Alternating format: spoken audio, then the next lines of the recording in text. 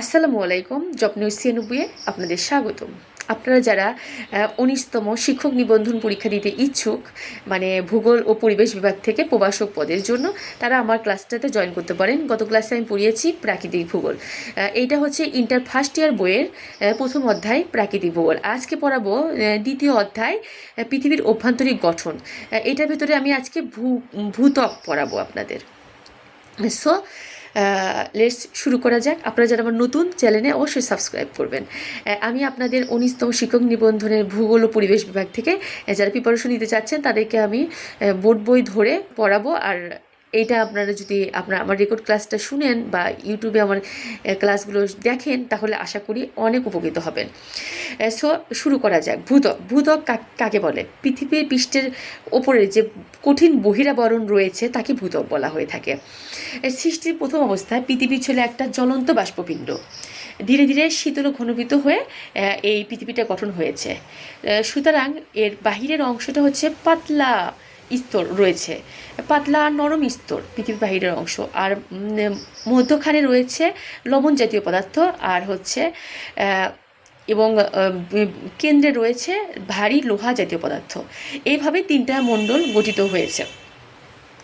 তাহলে আমরা ভূত্বকের সংজ্ঞা জানলাম এবং হচ্ছে এখানে তিনটা মণ্ডল রয়েছে তা জানলাম: অশ্বমণ্ডল, গুরুমণ্ডল, কেন্দ্রমণ্ডল। ঠিক আছে, অশ্বমণ্ডল, গুরুমণ্ডল আর কেন্দ্রমণ্ডল। এখন আমরা এই সম্পর্কে বিস্তারিত জানবো আর কি। গোলকার পৃথিবীর ব্যাসার্ধ নিরক্ষরেখায় ৬,৩৭৮ কিলোমিটার, মেরুরেখায় ৬,৩৫৭ কিলোমিটার। সো হচ্ছে ভূত্বকের অভ্যন্তরীণ গঠন সম্পর্কে জানতে বিভিন্ন বিজ্ঞানীরা বিভিন্ন পরীক্ষা অবলম্বন করেছেন। তার মধ্যে হচ্ছে আগ্নেয়গিরির অগ্নি উৎপাত, তারপরে হচ্ছে চুম্বকের মাধ্যমে, তারপর রয়েছে ভূমিকম্পনের মাধ্যমে। ঠিক আছে, বিজ্ঞানীরা সফলতা পেয়েছে ভূমিকম্প তরঙ্গের মাধ্যমে পৃথিবীর অভ্যন্তরীণ গঠন জানার জন্য।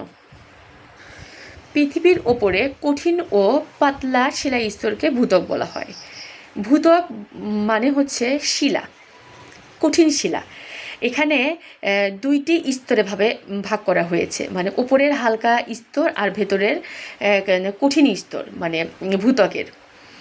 এখানে আবার নরম স্তরকে বলা হয়েছে শিয়াল আর হচ্ছে কঠিন স্তরকে বলা হয়েছে সীমা। সমুদ্র তলে ৩ কিলোমিটার এবং পার্বতীয় তলদেশে ৪০ কিলোমিটার। ভূত্বকের গড় গভীরতা হচ্ছে ১৭ কিলোমিটার এবং এই স্তরের আপেক্ষিক গুরুত্ব ২ থেকে ৩ গুণ বেশি, মানে পানির থেকে ২ থেকে ৩ গুণ বেশি ভারী। নিচের দিকে প্রতি ১ ডিগ্রি সেলসিয়াসের জন্য প্রতি ১ কিলোমিটারের জন্য ৩০ ডিগ্রি সেলসিয়াস তাপমাত্রা বৃদ্ধি পায়। তাহলে হালকা স্তর হচ্ছে শিয়াল স্তর। শিয়াল স্তর ২.৭৫ থেকে ২.৯৫ এই স্তরের গভীরতা। এখানে গ্রানাইট শিলার পরিমাপ বেশি। গ্রানাইট শিলার সিলিকন ও অ্যালুমিনিয়ামের পরিমাপ বেশি, তাই একে শিয়াল স্তর বলা হয়েছে। Ci+Al, সিলিকন ও অ্যালুমিনিয়ামের পরিমাপ বেশি। একে মহাদেশীয় ভূত্বক বলা হয়ে থাকে। আবার সীমা, ২ নম্বর হচ্ছে সীমা। ভূত্বকের কঠিন অংশই হচ্ছে সীমা, মানে ভূত্বকের নিচের অংশ। শিয়ালের নিচের অংশই হচ্ছে সীমা। এখানে ব্যাসাল্ট শিলা দ্বারা গঠিত। সীমা সিলিকন প্লাস অ্যালুমিনিয়াম এই স্তরে গঠিত। বিজ্ঞানী সুয়েস একে সীমা নাম দিয়েছে। এর গভীরতা হচ্ছে ২.৭৫ থেকে ৩। সুতরাং পানির থেকে ২.৭৫ থেকে ৩ গুণ বেশি ভারী। এর গভীরতা হচ্ছে ২০ থেকে ৩১ কিলোমিটার পর্যন্ত। এই শিয়াল আর সীমা স্তরকে বিভক্ত করেছে হচ্ছে কন্ডার বিযুক্তি রেখা। আচ্ছা, আমরা যে এই অশ্বমণ্ডলটা পড়লাম, এখানে আমরা দুইটা ভাগে ভাগ করেছি। ফার্স্ট অফ অল এখানে হচ্ছে শিয়াল আর সীমা। এখান থেকে যদি এমসিকিউ আসে তাহলে কীরকম এমসিকিউ আসতে পারে, বা বিসিএসে বিগত সালে কি এমসিকিউ এসেছে সেই সম্পর্কে আপনাদের এখন ধারণা দিচ্ছি। তাহলে এই অশ্বমণ্ডল থেকে কি ধরনের প্রশ্ন গত বছর বিসিএসে বা বিগত সালে বিসিএসে যেগুলো এসেছে সেই সম্পর্কে ধারণা দিচ্ছি। পৃথিবীর আকার ও আয়তন সম্পর্কিত বিদ্যাকে কি বলা হয়? জিওডেসি। জিওডেসি। তারপরে হচ্ছে পৃথিবীর সবচেয়ে বেশি প্রাপ্ত ধাতু কোনটা? আপনারা বলেন, পৃথিবীর সবচেয়ে বেশি প্রাপ্ত ধাতু কোনটা? লোহা। ভূত্বকের কঠিন বহিরাবরণকে পৃথিবীর কঠিন বহিরাবরণকে কি বলা হয়? ভূত্বক।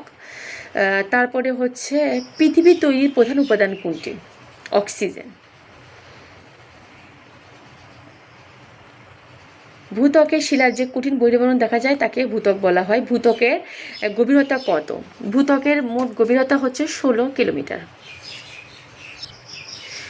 তাহলে 2 নম্বরে রয়েছে গুরুমণ্ডল। এখন আপনাদের গুরুমণ্ডল সম্পর্কে ধারণা দেব। অশ্বমণ্ডলের নিচের স্তরকে গুরুমণ্ডল বা বেরিস্ফিয়ার বলা হয়ে থাকে। অশ্বমণ্ডল থেকে কেন্দ্রমণ্ডলের চারদিকের বিস্তৃতি 2875 কিলোমিটার। এই স্তরের আপেক্ষিক গুরুত্ব 4 থেকে 5, মানে পানি থেকে 4 থেকে 5 গুণ বেশি ভারী। গুরুমণ্ডলে 100 কিলোমিটার গভীরতার তাপমাত্রা হচ্ছে 1100 থেকে 1200 এবং 700 কিলোমিটার গভীরতার তাপমাত্রা হচ্ছে 1900 ডিগ্রি সেলসিয়াস। তবে গুরুমণ্ডল নিম্নাংশ তাপমাত্রা 3000 ডিগ্রি সেলসিয়াসের বেশি। গুরুমণ্ডলকে প্রধানত 2টি ভাগে ভাগ করা হয়েছে, বহিঃগুরুমণ্ডল আর অন্তঃগুরুমণ্ডল। ওপরের অংশে বহিঃগুরুমণ্ডল। ভূত্বকের নিচের পুরুত্ব হচ্ছে 700 কিলোমিটার। এখানে ক্রোমোনিয়াম, লোহা, সিলিকন ও ম্যাগনেসিয়াম থাকে বলে একে ক্রোফোসিয়াম বলা হয়ে থাকে। এটা অত্যন্ত নমনীয় একটা মণ্ডল। অ্যাস্ট্রোথেনোস্ফিয়ার। অন্তঃগুরুমণ্ডল। অন্তঃগুরুমণ্ডল 700 থেকে 2185 কিলোমিটার পর্যন্ত অন্তঃগুরুমণ্ডল। অন্তঃগুরুমণ্ডলকে বলা হয় নিফেসিমা। নিকেল, সিলিকন, লোহা আর অ্যালুমিনিয়ামের পরিমাণ বেশি থেকে একে নিফেসিমা বলা হয়ে থাকে। অশ্বমণ্ডল ও গুরুমণ্ডলে বিভক্তকারী রেখাকে বলা হয় মহাবিযুক্তি রেখা। এখানে মহারভিরাস প্রথম আবিষ্কার করেছেন। তার নাম অনুসারে এই স্তরের নাম হয়েছে মহাবিযুক্তি রেখা। মোয়াস বলা হয়ে থাকে।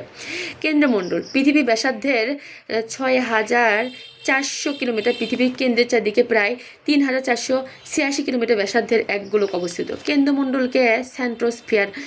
এই মণ্ডলের আপেক্ষিক গুরুত্ব হচ্ছে 10 থেকে 13.6। পৃথিবীর ঘনত্ব 5.5। কেন্দ্রমণ্ডলের চাপ ভূপৃষ্ঠে বায়ুমণ্ডলের চাপের প্রায় 30 থেকে 40 গুণ বেশি এবং তাপমাত্রা স্থান ভেদে 3000 থেকে 5000 ডিগ্রি সেলসিয়াস। কেন্দ্রমণ্ডলকে আবার 2টি ভাগে ভাগ করা হয়েছে, বহিঃকেন্দ্রমণ্ডল আর অন্তঃকেন্দ্রমণ্ডল। এর হচ্ছে নিকেল আর লোহার পরিমাণ বেশি এখানে।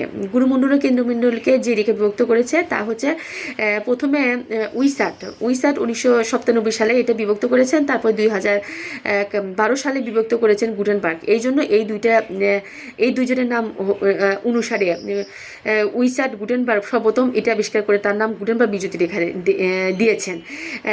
এর পানির চেয়ে এটি 10 থেকে 12 গুণ বেশি ভারী। কেন্দ্রমণ্ডলের 2টি অংশ, বাহিরের অংশ আর ভেতরের অংশ।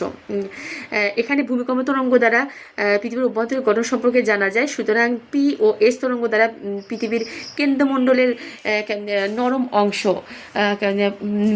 বহিঃকেন্দ্রমণ্ডলে পি তরঙ্গ খুব আস্তে প্রবেশ করে কেন্দ্রমণ্ডলের ভেতর দিয়ে যেতে পেরেছে, আর হচ্ছে এস তরঙ্গ শুধু বহিঃকেন্দ্রমণ্ডলে অতিক্রম করেছে। এ থেকে বোঝা যায় যে বহিঃকেন্দ্রমণ্ডল পাতলা স্তর রয়েছে, আর